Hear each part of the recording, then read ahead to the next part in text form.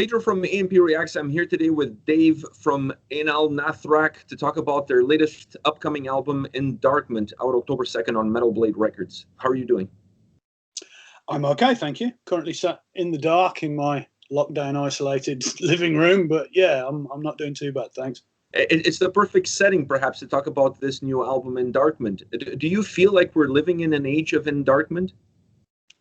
Yes, yeah, pretty much, or at least in some respects. I mean, that's what the idea of giving that title to the album was about. It seems to me that there's been a gathering trend over the past few years to generally turn away from what were typically thought of as Enlightenment sorts of ideas, you know, the primacy of rationality, moving away from superstition, you know, the belief in experts, if nothing else, you know, that's really come under fire in the past few years. And then, yeah, in this really weird way, an album that we recorded before the virus really got its party started, has it managed to be reflected more in what happened afterwards than it was in what went before it, in this weird kind of a way. So yeah, it seems even more apparent now that these Endarkenment themes are running through what's happening now, even than it was when I came up with the word and we recorded the thing in the first place. The pandemic, in this ironic sense, has been kind of good for our album. In this, you know, it's not a present that you would want to receive, it's not a gift that you want to get, but it's had that effect, you know. The album was almost a little bit of a prophecy, if you will. Yeah, exactly. Yeah, I kind of feel like this. A tiny little virus has made a profit of me, which is it's an odd sensation, really it is.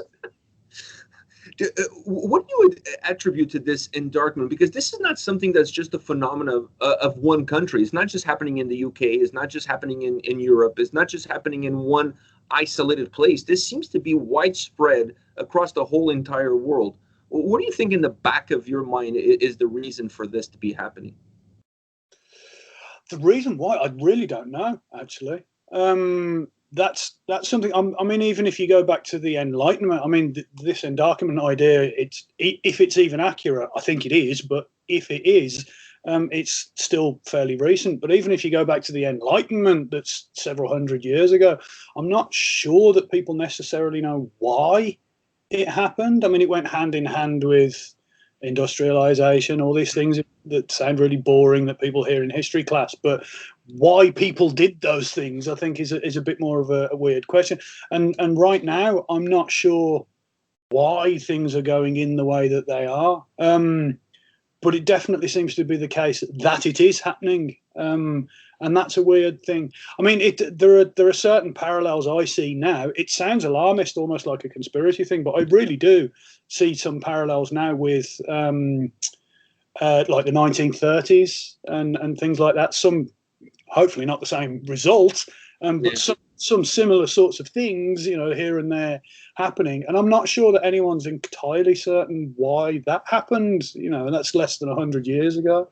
And here we are again. It's starting to feel like with a proverbial frog that starts off in a cold saucepan of water, but you put it on the gas. It doesn't really know that something's changed until it's boiled to death. Or it kind of feels like that. I'm not sure why. It just seems that it is. We're strange animals from that perspective, because we seem to fall back into our mistakes of the past and we never learn from the past. Everything is cyclical. And I think we're starting that cycle all over again. And speaking of cycles, I mean, you guys have released, this is your 11th album. Do you guys have an approach that you take with every record, or every record from a creative perspective has its own approach? Kind of both. In terms of the almost mechanical, you might say, aspects of recording, we know what we're doing. You know, now we've done it before. Mick does this professionally outside of working in Anaal Nathrakh. So in the prosaic aspects, like, you know, where we're going to sit, what we're going to be holding, what we're going to look at, yeah, that kind of thing is pretty similar each time. What changes are two things. One, where we do it, because a lot of bands like to record at a given place or with given people or whatever, but because we produce it ourselves, there's not going to be any other people, and we move around to wherever because we're quite minimal in terms of what we need, what we care about in terms of gear and everything. So, I mean, this was recorded in a small industrial unit on an industrial estate here in Birmingham in pitch dark nights with no windows and just one light bulb in the corner of the room. The last album we recorded in Huntington Beach, where Mick lives, where even Californians go on holiday to Huntington Beach, So, and before that in whatever other place. But creatively speaking, no, I don't just think, how can I say the same thing in some different words this time? That feels new every time. That and the things that we're drawing on for inspiration always feel completely new. I mean, the last album, the First World War, was one of the big themes because it was 2018 when we were doing it, so it was 100 years. There's almost nothing about the First World War on this album. This is a whole new load of cares and concerns and worries and sources of rage and so on. And on the music side as well, I mean, it's Mick writes all the music himself. We kind of split things. There's two of us in the band. I do the word side of thing, Mick does the music side. And he just sits down, squats down, and shits out albums in a ridiculous way. I don't know the secret of how he does it. So yeah, each time's different because it's a different period of intense creativity that it just bursts out. And this album, I think he wrote the music in less than a week. Wow. Which is, I mean, if you've ever tried to write music, that's just absurd. That's not possible. But that's the way his head works. I mean, he couldn't necessarily do it every day. He couldn't do it the day after. He couldn't do another album. But once he's got to that point when the creative juices are at their most flowing, their ripest, then it can fly out of him. It's ridiculous. That is ridiculous. Musically and vocally, I felt that this was perhaps the most well-defined album that you guys have ever released. What do you attribute to that?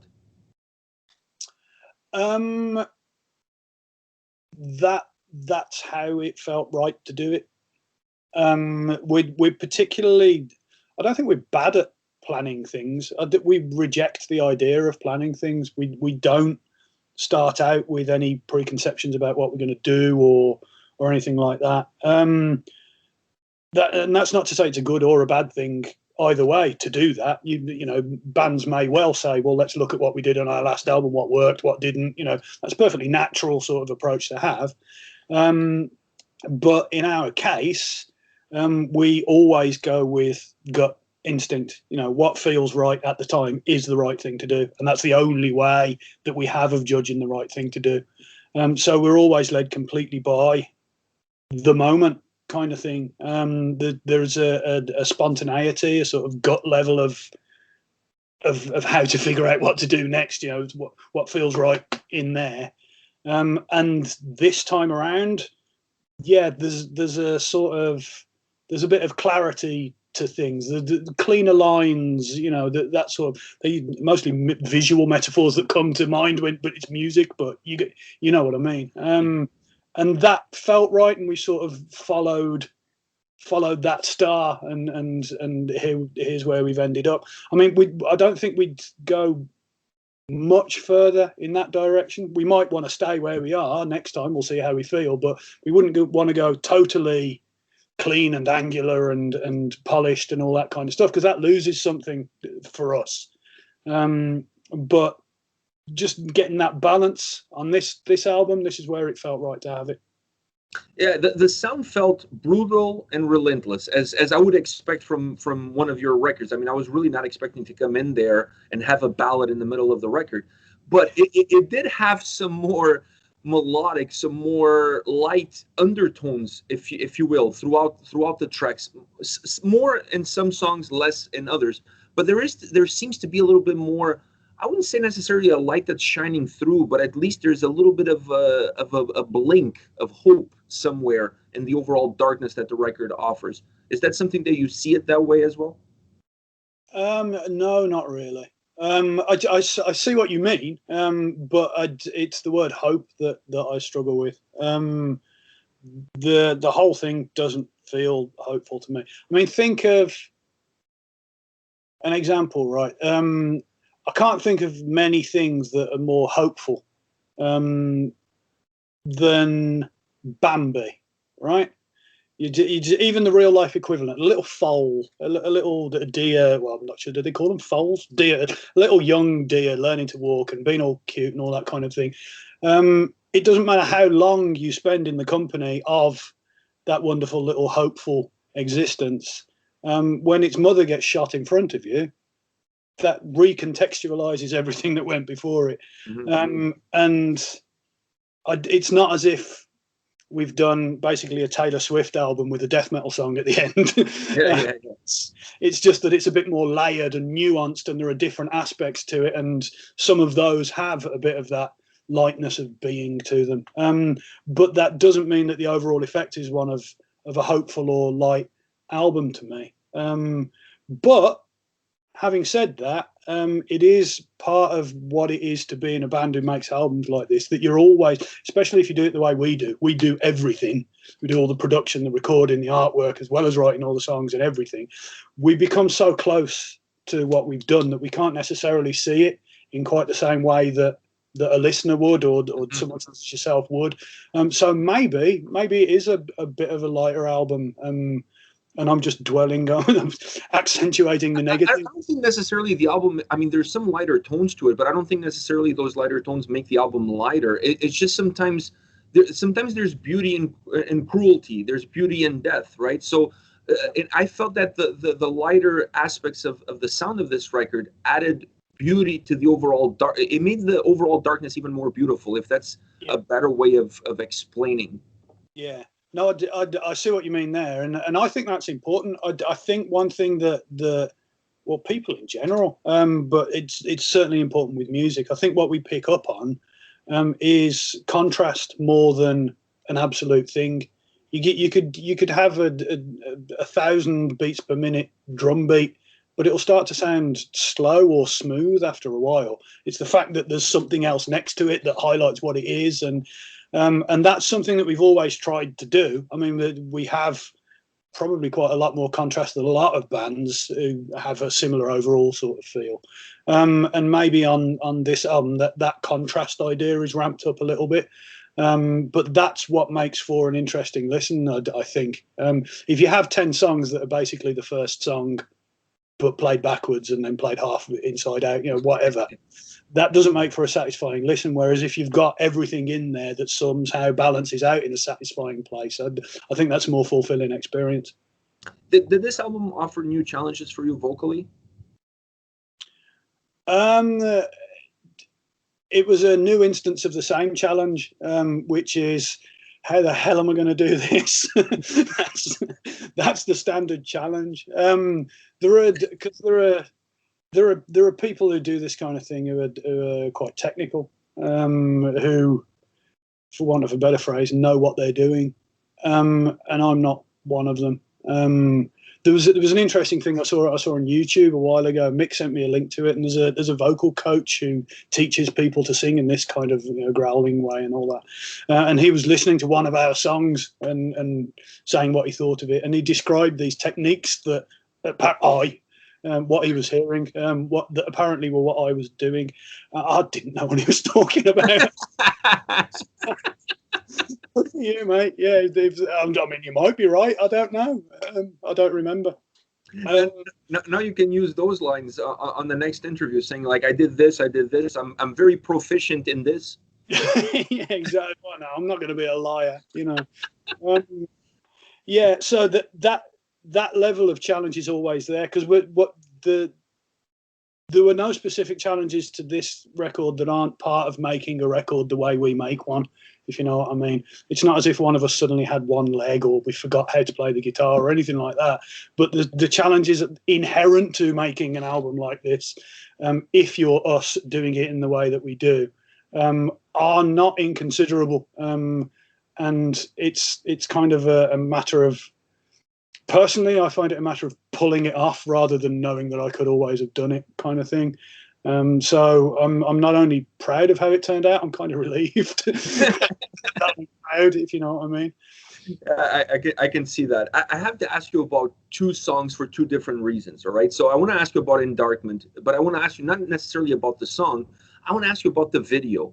Was there a little bit of a nod there to Animal Farm in the video? Because when I watched the video, I thought about Animal Farm immediately. I actually watched the movie with my son on that same weekend because it reminded me of the movie, and I was like, what a great story that is. And I felt it was necessary for me to pass that message on to a new generation. Is there a little bit of a nod there? Yes, yeah, there is. Yeah, for a couple of different reasons. I mean, I tend to think of Animal Farm in the same way that you just described. It's important to pass it on. The same with, I mean, it's Orwell, isn't it? So 1984 is another example. You know, everyone should read it. Even if they don't take it in, at least they'll be aware of it when they can then look back on it in later life. So yeah, I mean, the Orwellian themes and everything are part of the Anaal Nathrakh, you know, the recipe. They're part of the palette that we paint with, kind of thing. But also the circumstances of making the video. It was made during lockdown and everything, so ordinarily maybe we wouldn't have gone for any animation. Maybe, you know, certainly I wouldn't have wanted to be there cavorting in the way that I was, pardon me, under more normal circumstances. But we are where we are, you know, the world is the shape that it's in. So one of the things that came up was the idea of using some animation, and then it became a discussion with the filmmakers of, well, how do we get these ideas that are in the lyrics and the general concept into an animated form? And I'd hit upon, I mean, pigs are a kind of common motif in it. No idea why. I should or something. It's just they seem resonant in many different ways. They seem applicable, and here they were again in the Gadarene charge, which is one of the lyrics in the chorus of the song. It's about the biblical thing where Jesus exorcises a demon and casts it into a herd of swine. So there you go, herd of swine. The pigs are back straight away. And so I was thinking, okay, animation, pigs, some of these ideas, what do we do with that? And I'm trying to think of examples that I can send to these filmmakers that get some of the ideas across. And the cover of an old edition of Animal Farm crops up on an internet search where I'm looking for just that kind of thing. And yeah, it's not the exact same art style, but it's quite reminiscent. And that was one of the images I sent to the director, who then spoke to the animator as like a guiding principle kind of thing. So yeah, you can be proud of yourself there a little bit. You've spotted it. I also really enjoyed the whole bleach thing in the video. That was like spot on. Okay, yeah, cool. Of the pigs drinking the bleach. Yeah, well, that was part of what it was to make a video during lockdown as well. It was a chance because of the virus and everything. There's been a lot longer between us finishing the album and release than normally there would be. So it gave us a bit more time to think about a video and that kind of stuff. And it gave us chance to draw on some more contemporary things. Because obviously the world changing in the way that it did, it could mean you're outdated all of a sudden and that. So it was a good way. I mean, I don't think it is outdated. It's weirdly relevant, as we mentioned before, but it's a nice opportunity if you're then making a video under the new circumstances to bring in a few like hints and references and so on. So yeah, that was one thing. I mentioned an awful lot of things to the filmmakers, but they really picked up that and ran with it. And it looks great in the video, you know, so I think it turned out really well. Me too. I love the video. It's really captivating. It really brings the message forward, but it's captivating at the same time. The other song that I wanted to ask you about is "Feeding the Death Machine." I want to ask you about the behind the scenes. How did that song came about? The lyrics feel very emotional. The song is very brutal, very relentless, but it also has a little bit of a cinematic aspect to it, specifically with the clean vocals coming in. How did you guys work that song out? Yeah, well, the music was written simply as music. You know, that was the music that Mick felt right to write that day, and that's how it came out. But then when I was listening to it and thinking, how do I react to that? There's a kind of there's an almost mechanized aspect to. I think it's the tempo, the way the beat works. It's almost like an at the gates kind of thrash beat, which quite constant kind of thing. And that mechanized idea came into my head, and then when we were recording it, the morning that we were recording it, I was listening to the radio. I listen to the radio a lot, and there was a woman on the radio who was a survivor of Auschwitz concentration camp. And it was the 75th anniversary of the liberation of that camp, when you know, towards the end of the Second World War, when the Allied powers came and liberated, I mean, it is the word, the people there, and that was just such an astonishingly powerful thing to hear.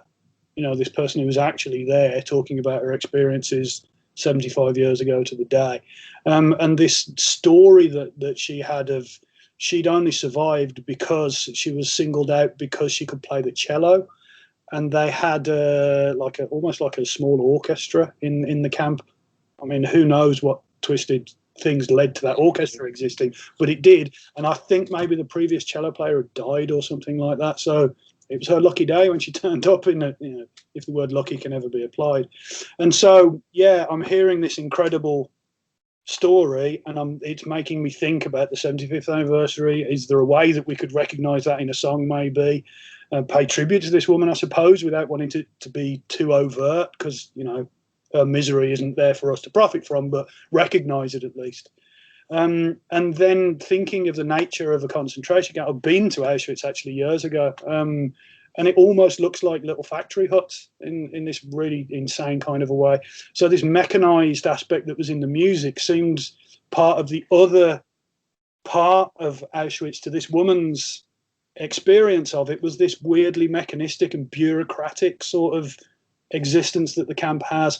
And then all that just sort of, yeah, this is the right thing to do with that song. And then I actually wrote the words in about an hour or something. It was just trying to just turn the thoughts into something that fitted with the music. So it's yeah, it was a quite powerful experience, to be honest. What she would make of those words or the song, well, I suppose I shudder to think it wouldn't be her kind of thing, I don't suppose. But yeah, I hope at least it's captured something that means something somehow. Yeah. All right, it's definitely one of the most memorable tracks on the album. It has this organic, this very emotional aspect to it. It comes across when you listen to the song, and that machinery that you're referring to, it's really there because it feels like it's stripping away all the humanity from it. It's just becoming very automatic. Yeah, and that's what those camps seem to have been. I mean, neither of us was there. Thank whatever you want to thank. But yeah, there is this mechanization of the processes that were going on there. That's a weird feature of them. So yeah, it was a moment. It was. I just have one more question for you, and that is perhaps the most cliche question that I could ask you. Is this the best album you've released? Yes. Yeah. I'm not actually contractually obliged to say that. I'm sure that Metal would have snuck it in there if they were allowed. But I've said it in interviews before, and I'm sure I'll be saying it again. If you're making an album and it's not the best album that you've ever done, you haven't finished, because you're the person that has creative control over it, and you shouldn't stop until you do think it's the best thing you've ever. You might be wrong, or you might come later to disagree with your current self, but at the time when you do it, you must think that. Otherwise, you're just doing it wrong. And that is almost always what we think. In this case, we have been saying to one another privately, you know, this is actually really good. of course, we always think that, but you know, we have had a bit of an extra feeling about it. But yeah, aside from the fact that it's almost programmatic, it's almost automatic that I have to say that at the moment, at least until we've made another one. Yeah, I genuinely believe it is. Yeah. All right, David, thank you very much for your time. The album comes out, Endarkenment comes out October 2nd on Metal Blade Records. Go pick it up. Incredible record. Thank you once again for taking the time. No problem. Thank you. Thank you. Take care. Cheers. See ya.